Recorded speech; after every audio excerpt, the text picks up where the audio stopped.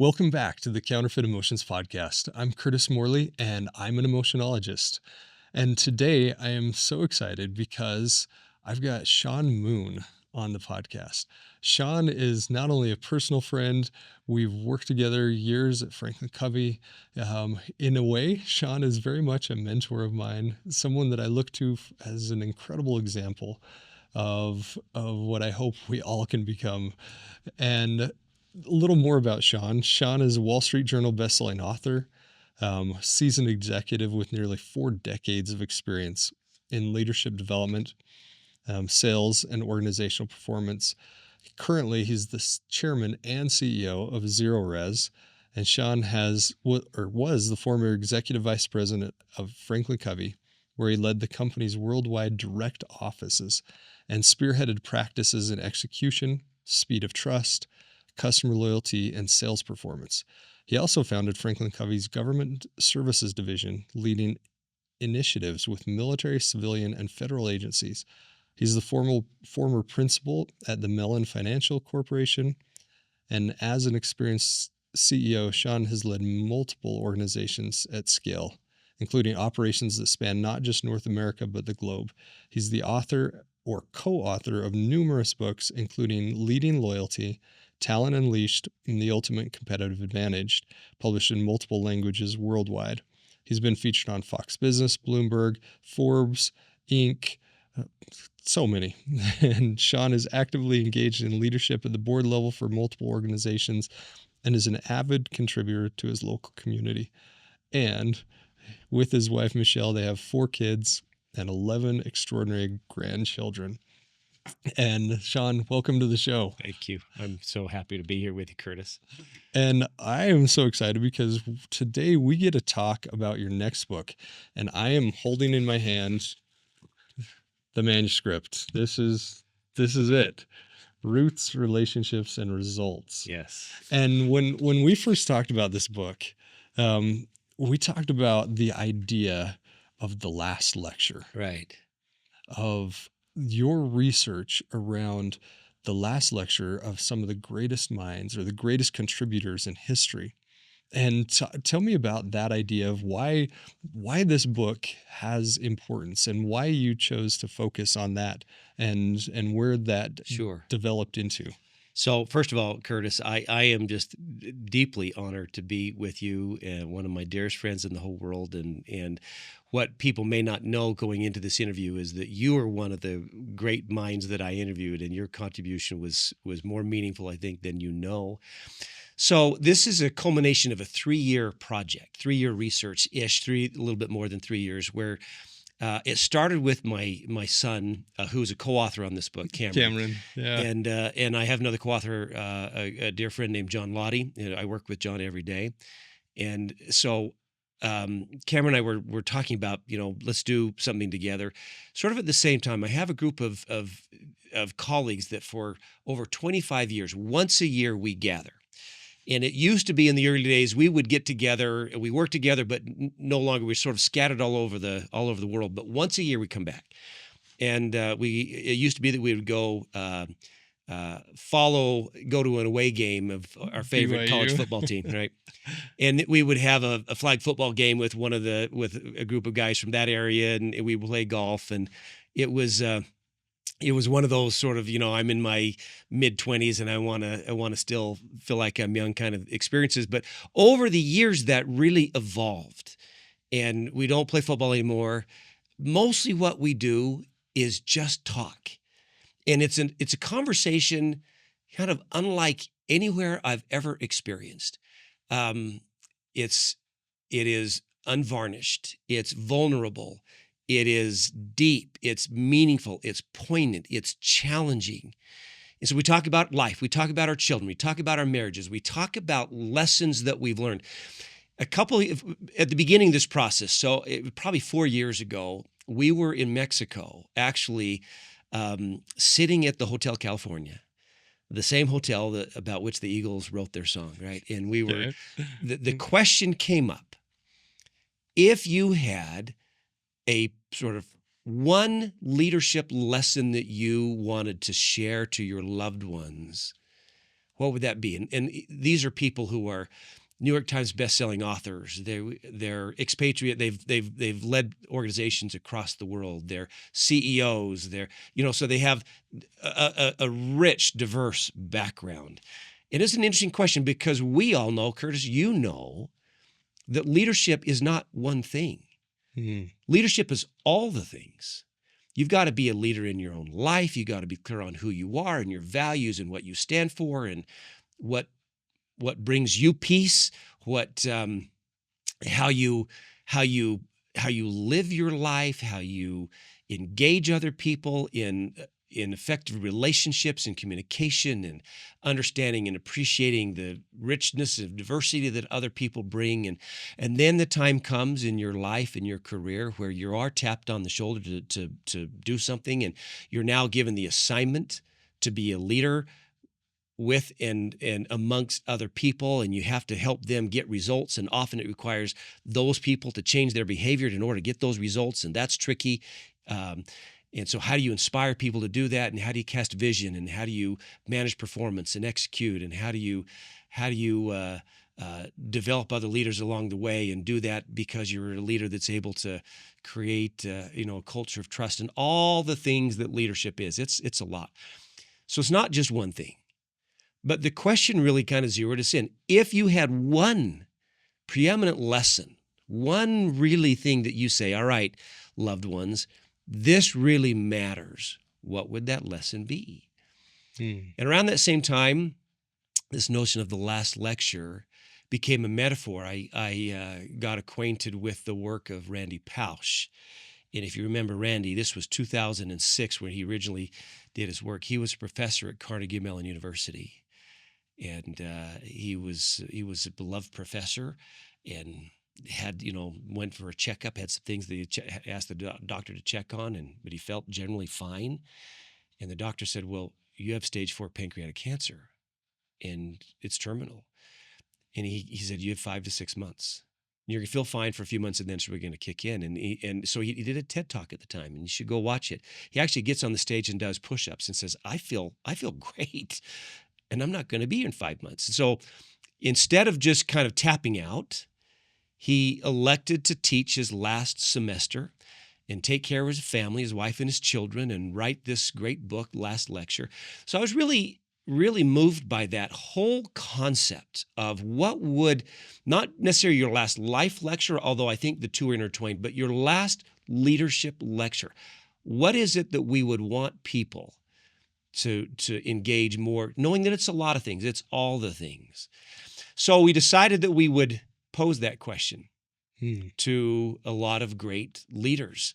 And we decided we'd go for 100. We did over 100, and asked them the question, what would your last lecture be? And so this is how the book came about. It was sort of the compilation of several years of research asking that question to CEOs and to judges and to political leaders and professional athletes and in all walks of life across the world.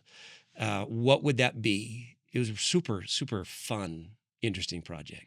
That must have been fascinating because this has been your life for decades. Yeah. Is the leadership space. You have been in it so deeply, and I know you interviewed people like Stephen M. R. Covey and Steve Young and others for the book. But this idea of taking the culmination of someone's life, everything they've gone through, everything they've experienced, all of the learning, all of the knowledge, all of the practical hands-on application, and said, what's that last lecture?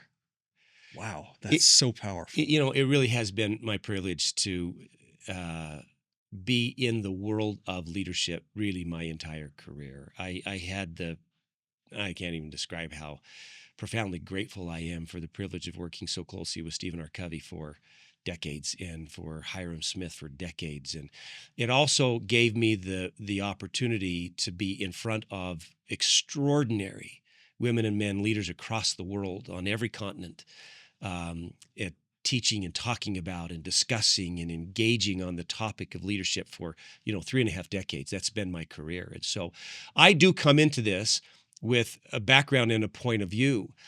But it was interesting as we were going through the interviews, we purposely said, all right, we are not going to presume anything. I thought we would have 6 or 7 maybe, themes that would emerge. And we did have these themes that emerged along a journey. What evolved from this was this natural leadership arc, this natural leadership journey, starting with ourselves and how we engage with others, and then the results that we drive, and then ultimately the contribution that we leave behind. But that just naturally happened. It wasn't because we pushed it or guided it. And when I would ask these leaders, I got the most interesting response. Sometimes I would send them some questions in advance because I wanted them to think about it. But sometimes I just wanted to kind of spring it on them and think and have them, what comes top of mind? Just speak from your heart. And I know that you've done that very successfully, as well as you ask people around counterfeit emotions. And because I think the truth is there, and it doesn't take long for it to come out. And often people would say, wow. I interviewed one former governor, for example, a gentleman who'd won the Nobel Prize, right? Wow. And I asked him this question, and he said, wow, that's a really interesting question. But he said, I had to think about it. But they don't have to think about it long. Because what that thing that it's on their heart already, they already know it. And a couple of them, for example, I interviewed Steve Young, and Steve's like, Shawn, you know what I'm going to say. Because, Steve, much of Steve's more recent life has been devoted to his last leadership lecture, his last life lecture. And so he talked about it very passionately, very articulately, because it was something that he, cared deeply about. Yeah. I think the more we go on in life and the closer we get to the end, these things just become more clear to us. This must have been such a fascinating journey to hear from people like Steve Young, who you would think, okay, Steve Young, football star, Super Bowl winner, all of the and now a very leader, founder of an amazing private equity firm. So he's involved in building and creating and guiding and nurturing these amazing organizations around the world. So he does come to this with a perspective. What probably won't surprise you, although it maybe was a little bit of a surprise to me, is that nobody said, what you've got, Shawn, what you've got to learn how to do is learn how to build a better spreadsheet. Nobody said that to us. They were all these attributes of leadership about becoming, not about seeming, but about becoming. So, for example, Steve, he started off with a story. He said, it's 1987. I've been traded from the Tampa Bay Buccaneers, and I go to the 49ers. I'm now, Joe Montana is the starting quarterback, and I have this opportunity to learn from him and be part of this, at the time, this most extraordinary, dominant organization. And what is it? What is it that creates this success, right? That is just set the standard, right, in professional sports. What is it that creates that success? And his coach was Bill Walsh, who at the time, you look at some of the great coaches in the history of any sport, and Bill Walsh's name has to be, right there at the top. So what is he going to say? And what are the techniques and the strategies and the formations and, all of that, the playbooks and, the defensive coordinator, offensive coordinator. And he said, I walk into the locker room, and here's what Coach Walsh is talking about. You've got to love your teammates. You've got to love your teammates. Offense has to love defense, and defense has to love offense. So we've got to pull for. He said his message was love. Love is a strategy, and very deliberate and very intentional and very authentic.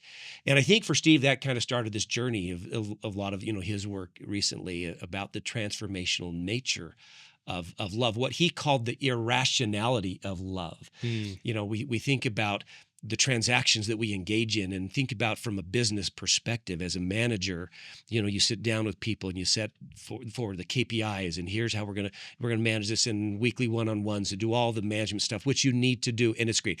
The idea of this transaction, if you do this, then you'll receive this in return. Yeah. And we engage with transactional, which is important. And Steve was very careful not to throw that under the bus. But he said that's the lower law. There is a higher law. The transactional is good. It sets the stage. But there's something much more transformative. So we talked about the transformational nature of love as a business strategy, which sounds maybe a little bit counterintuitive to some, but for Steve, it's like that is what we're here to learn, right? So it's those kinds of lessons that were just so lots and lots of aha moments as I was talking with these people. Oh, it's so fascinating. And so you interviewed over 100 people for this book to find out what their last lecture was. And through that, you came up with the title, Roots, Relationships, and Results. Yeah. Mastering the work within, the work between, the work that endures. Right. And so tell me about that title. Like why that title for the book? We wrote the book first without a title in mind. And we always felt like the title would come, and it did. Because what emerged from this was this natural journey. Starting first, they did not all say the same things. And that was also very interesting. Except for that, after we kind of got this journey established, then the next one sort of contributed to it. So it really evolved into starting first with how we lead our own life, the roots of leadership effectiveness. What's at the core? If I'm going to be effective with other people, I've got to be effective in my own life. And I can't have this duplicity. I've got to have, I've got to be authentic. In the whole notion of integrity is that I'm the same in my public life that everybody sees. I'm the same with my family. I'm the same in my own life. And when there's dissonance, then it strikes at it addresses it. It damages our ability to be effective with other people. And so several of these leaders talked about the roots of effectiveness. And then, so go ahead. And I love what you're saying here because David Hawkins, the author of Letting Go and so many other incredible books, he created what's called the emotional frequency scale. Yeah. And on the bottom end was shame. The lowest frequency emotion you can feel is shame. Before someone takes their life, they'll feel two emotions, apathy and shame. And that is the lowest. And yet, at the top, he actually got it wrong. The top of the emotional frequency spectrum, and they did this by putting people in a Faraday cage. Faraday cage is this metal cage that allows zero frequencies or any type of signal in, and then they measured people's emotions. And fascinating study. And what they found was the highest frequency emotion was not what everybody thought. It was authenticity. Yeah. It was when we are authentic to ourselves, when we are truly living in integrity. Yeah. That is the highest frequency emotion that they were able to measure. I love that. And I'm not surprised by that. I think that really is the lack of that is where dissonance comes, where we are not living authentic to who we really, really are and who we really can be. Part of understanding who we can be is creating a vision for, what's possible for you, and then living your life in accordance with that vision. And I say that knowing that every day, personally, I'll just speak for myself because I'm sure that you've mastered this. Every day you step outside of that. Every day. Oh, for sure. Every day you have to course correct on the flight plan because you have all these things that blow the plane off of course, and so you're constantly having to course correct. But to the degree that we can live that authenticity, I think we have strength and leadership power, and our ability to have influence with others is significantly impacted by that. So that was sort of that was the roots of this journey. But then a lot of them just talked about how we engage with other people, how we see other people, how we lift other people, how we bring out the very best. There's this idea of engagement, but I think there's a level above that. Stephen M. R. Covey talks about the power of not just engagement, but inspiration. And what do those leaders do in your life that tap into that kind of thing? And you think about leaders for whom you say that was the leader for me, that saw something in me maybe that I didn't see in me, but because they did, I live up to their level of expectation. I learn more about me because how they engage me. So several of these attributes that we called them talked about that, how we engage with other people in our leadership relationships. So that became sort of the second category, the roots. So first is roots. Then the relationships. Relationships. And then finally, how we then bring it all together to deliver the kind of results. I mean, every leader is, whether it's a in a business setting, a family setting, a church setting, a community setting, or whatever it is, we got to deliver. We got to deliver results. And then how we deliver those results, not just in a way that gets results today, but tomorrow and the next quarter and the year after that, sustained results, results over time. mm-hmm. That was sort of the third category that we heard from. And we thought we were done. Okay. And so the roots, relationships, results, it kind of sort of felt really good and complete. But there was one other thing that was based on these interviews that was just kind of nagging. And it actually drove towards our concluding chapter in the book, which really is all about, contribution. What happens? How do you contribute when the title goes away? You're no longer the CEO. You're no longer the president of this organization or whatever it is. Does your leadership stop? And some really fascinating insights about, no, the contribution continues. In fact, one leader said to us, this leader had an extraordinary career, leading some of the great organizations in the world, but commented, he said, maybe right now, this period of my life, he said, the pace is different, but this might be my most important leadership right now. Without the titles. Without the accolades, without the magazine articles, without any of that. Right.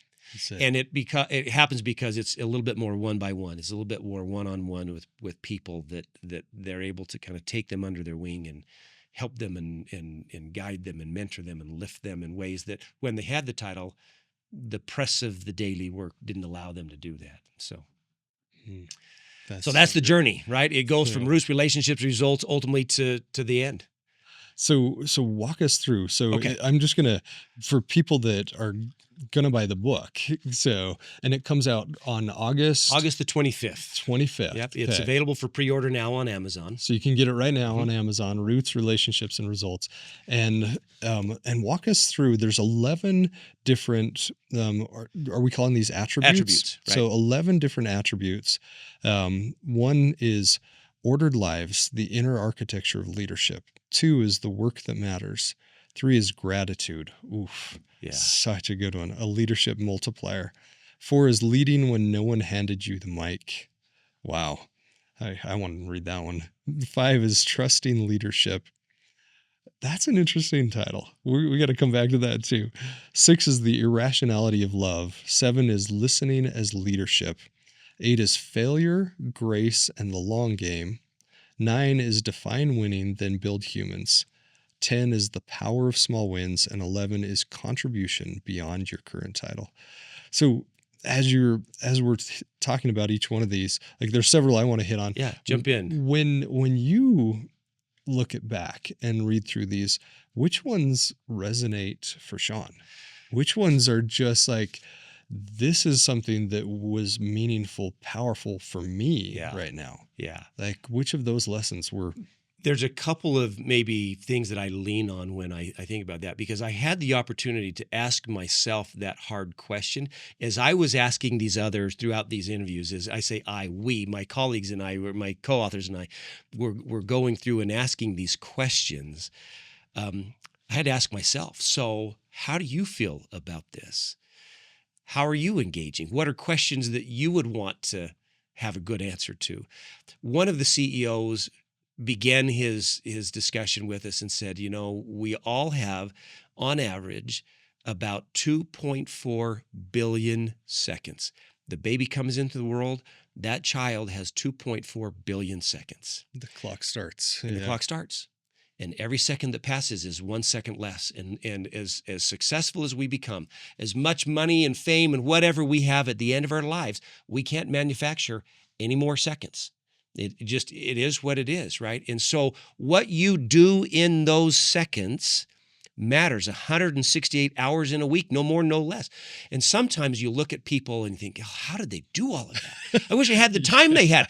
The fact is, I do have the time. We all have the same amount of time. And so how we engage that time was one of those for me that's like, okay, I've got to think about this, because this day that just passed, I'll never get that back. And did I do in that time that I have or that I had, did I move the ball down the field towards that which is, the goal that is really important to me, or did I just miss that? And that doesn't mean that we, don't spend time with recreation and other stuff that actually sometimes that moves the ball down the field faster than other things. My family just got back from spending, over a week together, and it was magnificent. It was glorious. And we got to shut off the cell phones and turn off the email and how important that is. I've struggled with that. I've struggled mightily in my career doing that because, I'm just too important at what I'm doing. You have these stupid thoughts that are just so irrational, and no, you're not. No one's that important. But what's most important is so often what we neglect. So that was one of those things for me. On the relationship side, this brought out a level of such deep, deep gratitude for the leaders in my life who demonstrated these behaviors for me, who created sometimes a vision for me that I didn't yet have, but they could see something, right? And because they could see it and help me see it, then I lived into that. And so just a profound sense of appreciation for the leaders in my life that did that. Those two things really, really became clear. And then this notion of contribution, that's always out there for me is how do I, Steve Jobs talked about making a dent in the universe, right? How do I and my family, are we doing something that leaves lasting value? So kind of as I went through this process in these interviews, that was a process that I personally got to go along with, which was fun. That is so fun. Yeah. That is so fun. And I'm personally intrigued by this phrasing in number 5. It says trusting leadership. That I'm guessing that has a couple meanings to it. So probably a little bit less to trusting those who are your leaders, but being the leader who extends trust. So trust came up just in almost every interview. How we get that trust, people came to it from different directions, but we had a marvelous interview with Stephen M. R. Covey, who is, wrote the New York Times bestselling book, Speed of Trust, and is known worldwide as kind of the world's leading expert on creating cultures of enduring trust. So when I talked to Stephen, I said, Stephen, what's your last leadership lecture? And Stephen's a dear friend. I've known him for, over 3 decades. And he said, Shawn, you know what I'm going to say. But then he put a spin on it. He said, of course, trust matters.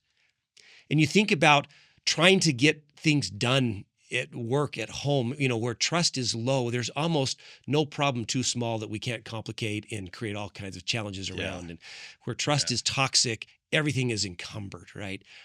Yeah. And Stephen calls it a tax. Everything is taxed. And where trust is extraordinary, there's almost no problem too big that we can't say, yeah, we got this. We can do this because we've done it before. We'll do it again, right? There's something so powerful that instead of a tax, we have a dividend. So Stephen talks about that in Speed of Trust. And he said, so, I'm going to talk about that. But then he didn't. He said, that's just the price of entry. Those are table stakes. Trust is the price of entry. I mean, you can't be a leader in today's world if you over time demonstrate a lack of trust. It's as predictable as the law of gravity. If you demonstrate low trust over time, people will not trust you and things won't get done and you will not be effective in your leadership. So Stephen is saying, that's price of entry. That's the ticket to play. He said, what's transformational is the leader who sees capability in others and extends trust, who says, in these very, very powerful words, make sure I count them, 4 words, I believe in you, and then behaves that way. fact, Liz Wiseman talked about that as well. She talked about, if you know Liz, she's the author of New York Times bestselling book, Multipliers. Yeah. And she said, Shawn, I can distill this down into 2.5 words, basically. It's stretch, and it's safety and stretch. As leaders, and safety kind of comes in the trust thing. You've got to create an environment of safety where people feel that they can bring their authentic self, their best self to work. And then the great leaders stretch the heck out of them. Think back on your own experience, Kurt, and think about something in your career that you have done that you look back and say, I was really proud of that. Can you think of something? Several. I'm really proud of that. So follow-up question is, was that easy or hard? Oh, it was so hard. In fact, my experience in asking this question is people genuinely say, it was the hardest thing I ever did in my career. But they'll say, but are you proud of that? I'm more proud of that than anything else. They were stretched to the limit. A leader saw something in them and said, I believe in you. Now I'm not going to give you just more work. I'm going to give you harder work. Now go live into it. And you do these things that are just extraordinary because people extend trust. They say, I believe in you, and then give you something really hard to do. And you live into that. That's the notion of trusting leadership. You know the great quote from Stephen? I just added this word seeing, that leadership, and I'm always a little bit, probably critical of these short little pithy definitions of leadership, because as we said at the beginning, leadership is so many things. It's not just one thing. But I love this where he said leadership is seeing and communicating another's worth and potential so clearly, they begin to see it in themselves. They live into that. So that's the notion of trusting leadership, that real transformation comes when you create the conditions where you can extend trust. And it's not blind trust. It's not, sometimes without lots of accountability, but it comes with a lot of belief. Yeah. And I love that you added the scene. Yeah. Not just communicating, but seeing, because that's where it starts. Yeah. Is being able to see someone's potential. And I love the thought of that. What standard do you hold people to? And I believe true leaders hold people to the standard of their potential. Yeah. Not the standard of the job, not the standard of anything else, the standard of their potential. But in order to hold them to that standard, you need to be able to see. You need to be able to see what is their potential. How great can they truly become? And this, I've heard it many times, called the curse of productivity. The curse of productivity is that the more productive I am, the more I do, the more I'm going to get. And it's this never ending process, but it's exactly what you described. And you can look at that as, oh no, now I'm going to get more work. Now I'm going to get more responsibility. Yeah. And this is a bad thing. Or just like you said, I'm going to go do the hardest thing I've ever done. And when I'm finished, I'm going to be able to look back and think, I did that. Yeah. This is what great. I'm so proud of. This was something great. And I loved how you said that. I think you called it the best leaders, the true leaders.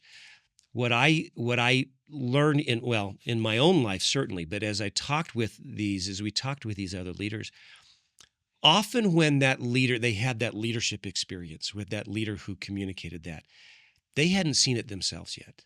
Mm-hmm. It took someone else to say, hey, you're living below your privileges right now. There's more that you could do. I see greatness in you, maybe that you're not behaving into right now.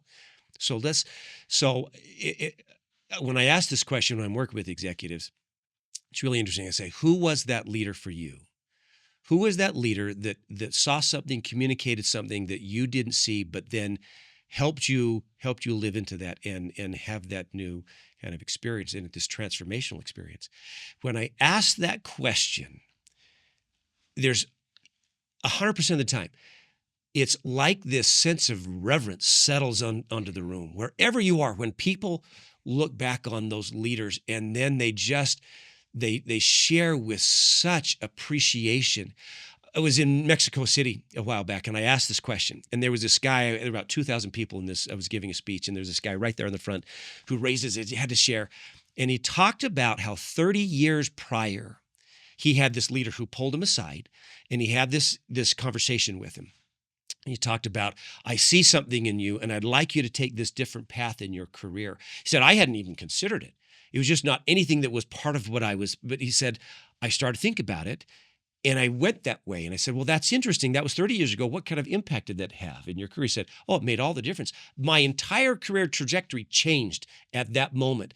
I asked him how long the conversation was. He said it was short. And then I said, do you think if you were to find that leader, and you were to go back to him and say, do you remember 30 years ago you pulled, he said, do you think he would remember that?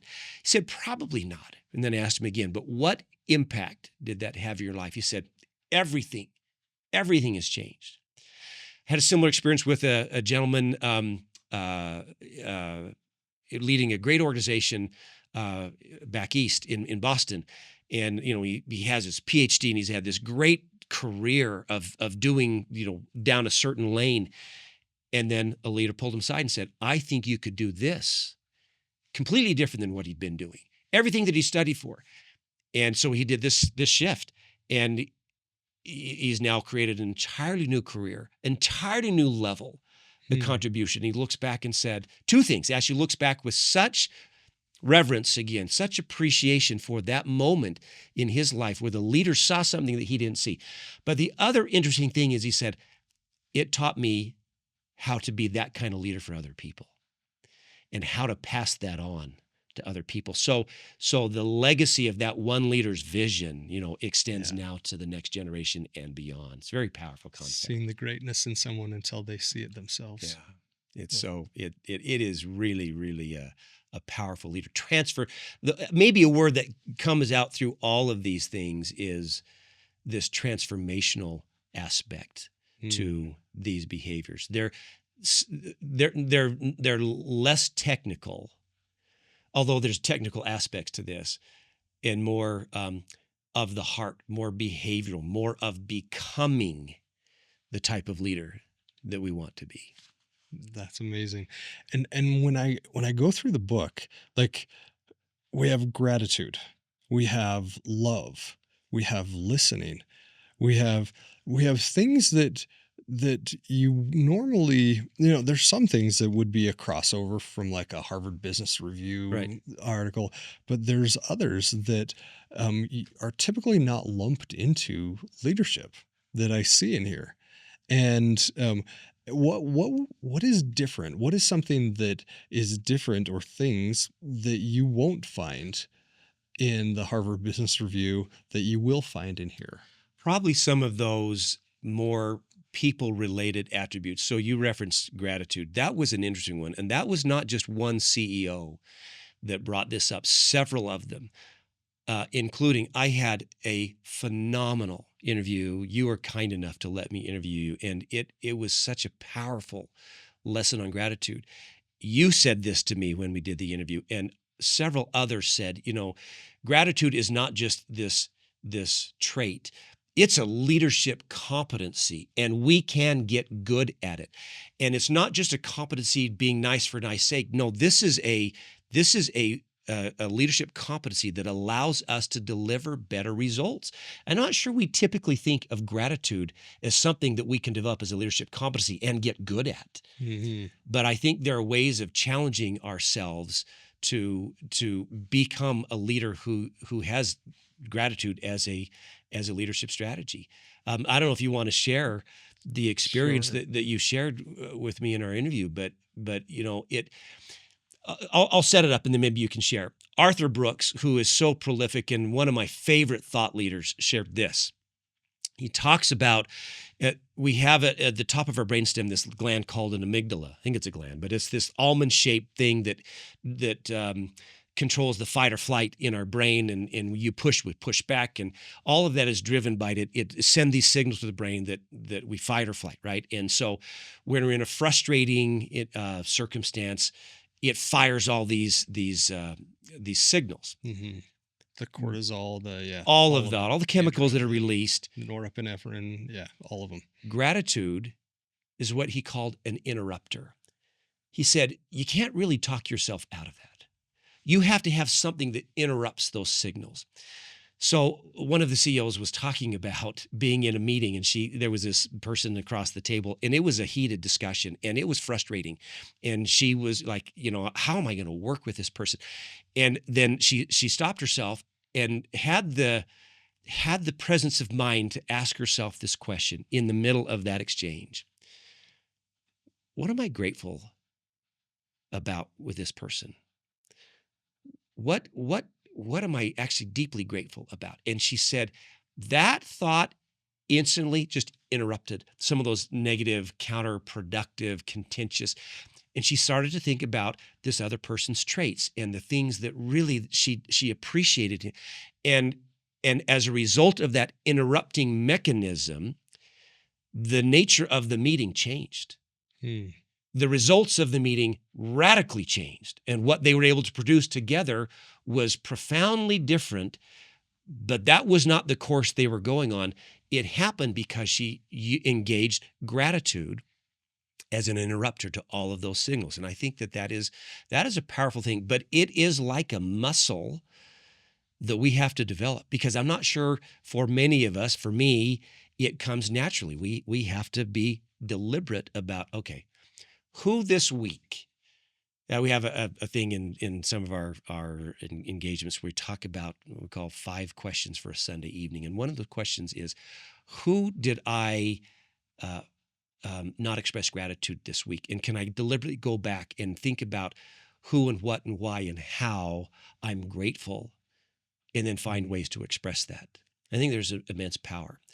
So much power. By the way, when I interviewed you, I didn't say, hey, would you speak to this? It just was actually something from your own experiences that this is a leadership trait that I've learned. So share your experience on gratitude.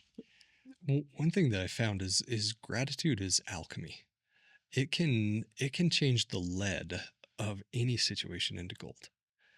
And it does it magically. And like you were talking about, when we train our brain, gratitude literally trains our brain to find the kindness in life, to find the beauty in the midst in of life. Stuff that might not feel very kind or very beautiful. Yeah. And where we can have horrendous experiences and still find that kindness, still find the beauty, still find gratitude to be able to say, I'm grateful that I'm going through this, even the hard. Yeah. It kind of goes to the question of the thing that you accomplished you're most proud of. Was it easy or hard? It was hard. Mm-hmm. And the same, I think, is true with life lessons, that when we're in the middle of them, it can be hard to find anything for which we're grateful. But we look back and say, I don't want to go through that again, but maybe that is one of the things in my life that I am truly the most grateful for. Yeah. So at the end of each chapter, we talk about how we turn this into something actionable, how we can create a leadership competency. Here we have these things we call introspection. So we have these practices that we introduced, and then some things that we can do about it. So here's some for gratitude. When pressure rises or things go wrong, what do I naturally fixate on? What's broken or what's still good? Right? So you talk about the alchemy of gratitude. Question number 2, introspection number 2. Whose efforts or unseen contributions have I recently benefited from, but I failed to recognize? And the pace of our lives is so intense. I worry, I'll just again speak personally, if I'm not a little bit more deliberate, a little bit more intentional about this, that I'll just let that go. Yeah. Next, introspection. In moments of frustration, do I allow difficulty, and we all have them, and we all have difficulties every day, do I allow difficulty become the whole story? Or do I intentionally widen the frame to say, all right, there is more to this than this one particular problem? And this one is a little bit of a personal zinger. If my team described the emotional climate I create under stress, would they say it feels marked by criticism or appreciation? And so these are the kinds of sort of deep introspection that we pulled from these interviews and from our own experience. We have the benefit of of our own experience, my co-authors and I, over 60 years of working and thinking about leadership. And so we have a lot of ourselves in this as well. Well, one thing I do in every program I teach, in every person I coach, is we do a daily gratitude practice. So good. But we do it in a very specific way, because I actually found this from a research study out of Harvard, that that there's a couple key components that just amplifies gratitude. So, and we can do it. A very simple example right now is is listen to how you feel when I say this. I'm grateful for Patty. Feels good, right? Yeah. Just, like, oh, that's great. But there's a formula to gratitude. And it goes like this. I'm grateful for X. And here's where the magic happens, because of Y. Yeah. So that same statement, I'm grateful for Patty, it was, there was a little bit of a reaction, but listen to this. I'm grateful for Patty, for my Patty, because when I'm in her arms, I feel like I'm home. When I look into her eyes, I can see forever. I'm grateful for Patty because, here it goes. I'm grateful for Patty because I know that she sees me in all that I am, in everything, my weaknesses, my strengths, and she loves me still. I'm grateful for Patty because she's my home. How did that feel? It's transformational. And I would add one other thing. You're grateful for Patty because she sees you and loves you for all that you are and for all that you can and will become. Yeah. And when someone sees you that way and treats you that way, I don't know. I've guided 4 children through teenager land, and I think one of the real challenges and blessings and opportunity of parenting at that age, and for us it was wonderful. We loved being parents of teenagers. We did have our moments, right? But for parents to say you're more than your current behavior. Yeah. And to lead people. But what you just modeled there is intentionality around gratitude, around being deliberate around gratitude to the specific behavior. So when we talk about gratitude as a leadership strategy, that might sound like, that sounds a little bit soft and fluffy. No, it is a critical leadership strategy that we need to be more intentional about. We want to help people volunteer their in whatever aspect that we're leading, in business, in personal and family, wherever it is. We want people to volunteer under our leadership, with our leadership, their finest efforts beyond what they even think they're capable of. How do we get people to do that? Not because you say so, not because you're the boss, not because it's on some sort of performance agreement, but people choose to volunteer their finest. That's why when Stephen Amar talks about there's a difference between engagement and inspiration, right? How do we inspire people to volunteer their finest efforts? And really, you asked the question a few minutes ago, how is this different than what we might read? And I think that kind of strikes at the core of it. It is to lead our lives and to lead others in such a way that we tap into things, results, resources, capabilities, mindsets, heart sets that are above and beyond what we thought was even possible. Yeah. That's what true leadership is, I believe. Yeah. And this is coming back to the thought, Albert Einstein. He had a quote that I believe is so true. He said, the most important decision we make is whether we believe we live in a friendly or hostile universe. Huh. And gratitude trains our brain to see that friendly universe, see that the universe is on our side, see that everything, all these things are for our good. Gratitude trains our brain to say, we are living in a friendly universe. All we need to do is tap into the flow of that. Yeah. That it's not hostile. It's not. It's meant for our good. Every single step of the way. What a beautiful quote and concept. I love that. I wish you'd told me that 6 months ago. I won't put that quote in the book because that is so good.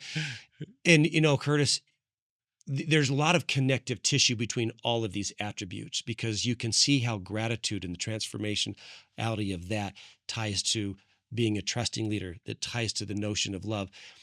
One of the interesting things that so many of the CEOs we talked about, not just Steve Young, but referenced love as such a powerful leadership competency.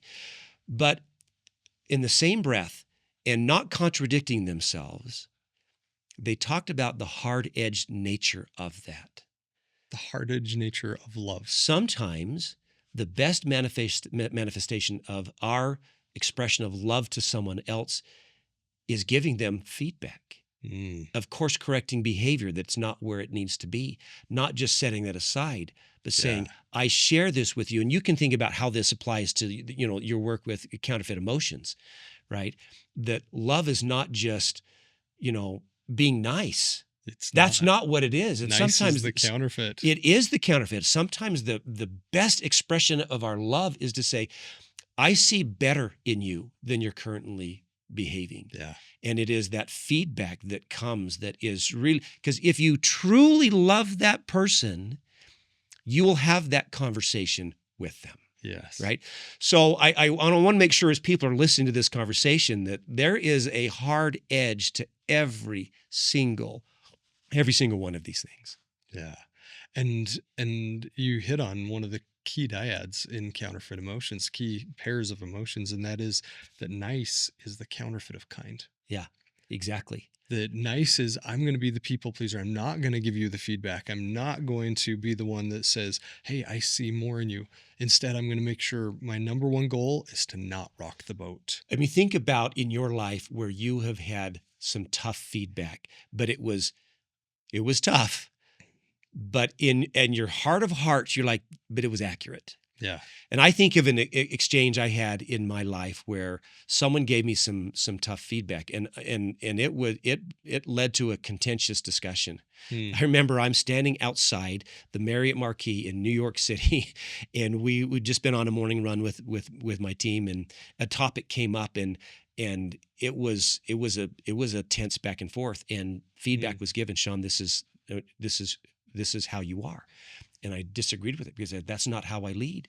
And later that day, I asked a close friend of mine, I said, this is some feedback I was given today. And what do you think about that? Because it's really bothered me. And he was one of those trusted leaders. And he said, he paused and he smiled and he said, Shawn, you're very nice. But then he said, but this is how you behave sometimes. And it was a total blind spot to me. I did not see it. And I had to take a step back and take an honest look at myself. And it was a moment of change in my leadership. And what an expression of love that allowed me to go through that change. And have they just been nice? Their ultimate kindness was to say, Shawn, let me give you some direct feedback. The feedback was sometimes that I step on other people to get I don't step on other people to get my own way. No, you do. And I wasn't seeing it. And so I had to thoroughly examine my leadership. And am I that leader who disregards what other people are doing to force my will on something? And I had to say, maybe there was a time or two where I'd done that and I had to change. And I am deeply, deeply grateful for that expression of love that was hard, that expression of kindness that was hard in the moment, that became a catalyst for change. Yeah. So all of these attributes have these edge to them that say, yes, it feels good to the heart, but there's a hard side to this as well. Yeah. And it's interesting because ever since we had the conversation, it's actually just repeated in my brain. What would be my last lecture? Yeah. And I shared about gratitude. I shared about my experiences with you. I shared about some really hard things that I went through. And since then, I've actually come up with another answer. I want to hear it. And I see it in every single one of these. I see it throughout the entire 11 attributes, is that I believe the ultimate goal of all of this leadership, family, life, decision-making, growing up, anything. The ultimate goal is connection. Mm. Connection is love. To see me is to know me. To know me is to love me. Connection is grace, number 9. Yeah. Connection is gratitude. I connect to the kindness of life through gratitude.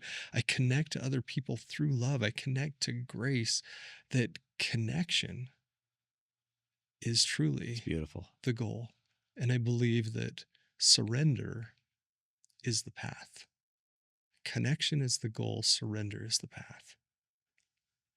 That when we can let go, Yeah.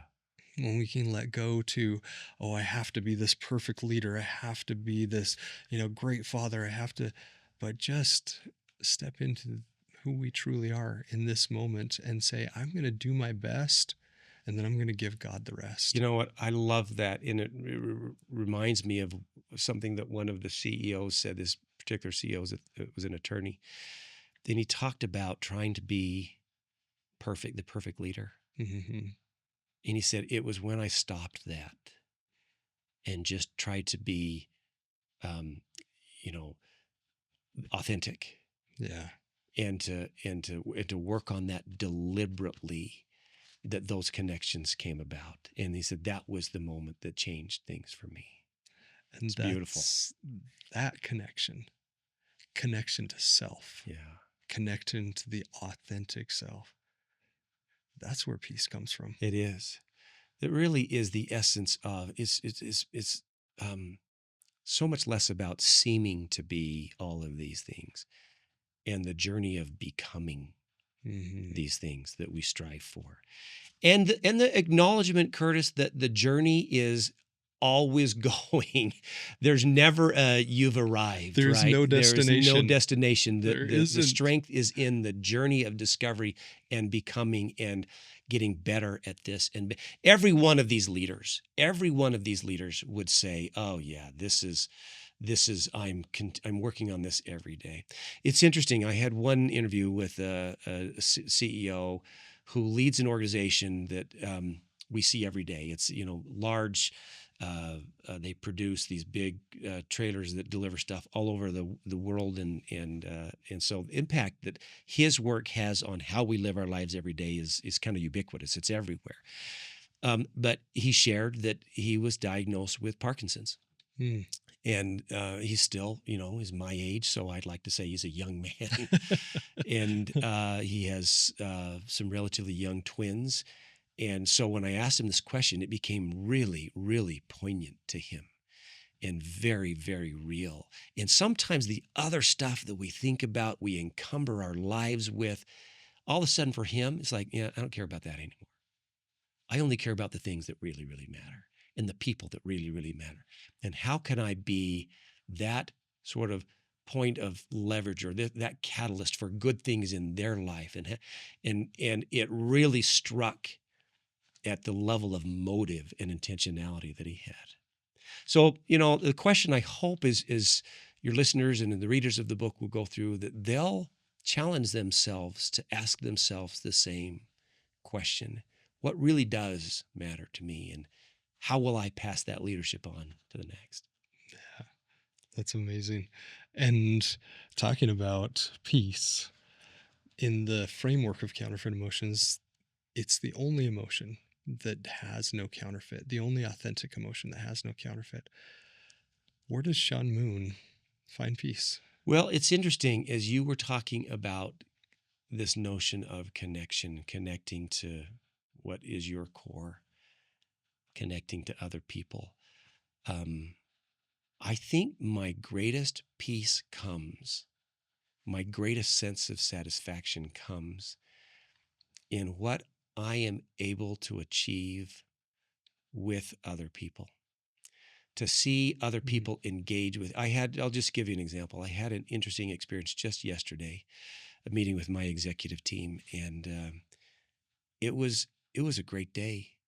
It was a synergistic day. It was an inspiring day, and I left that last night. I was thinking about this all last night, just the nature of working with extraordinary people who I don't always agree with, but to be able to work through those disagreements and to challenge and to lift and come up with alternatives that are better than either of you brought to the table, that you achieve something better with and through other people that you couldn't do on your own, either one of you.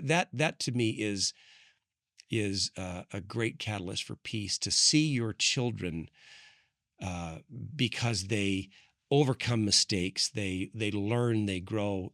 This notion of failure, grace, and the long game of overcoming mistakes and learning from that and being a better person by virtue of this life journey, seeing people do that, experiencing it myself, and then seeing that happen with your colleagues, with your children, with your loved ones. Boy, that is deeply, deeply fulfilling to me. That's a great source of peace in my life. It's how we engage these concepts, these principles with other people, such that we actually see growth with them. I love that. I love that. Peace in growth. Peace and growth with and through other people. Yeah.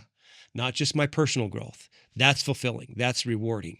But experiencing that with other people is profound to me. Thank you so much, Shawn. I really wish we had like 6 more hours to have this conversation, because it's so important.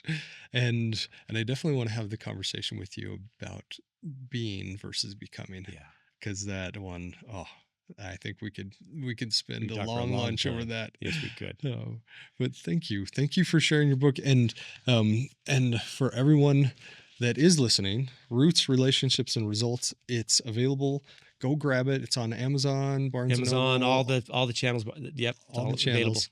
Available. Okay, right. And because this is a powerful tome of people, true leaders that have experienced so much in life, and this is their last lecture.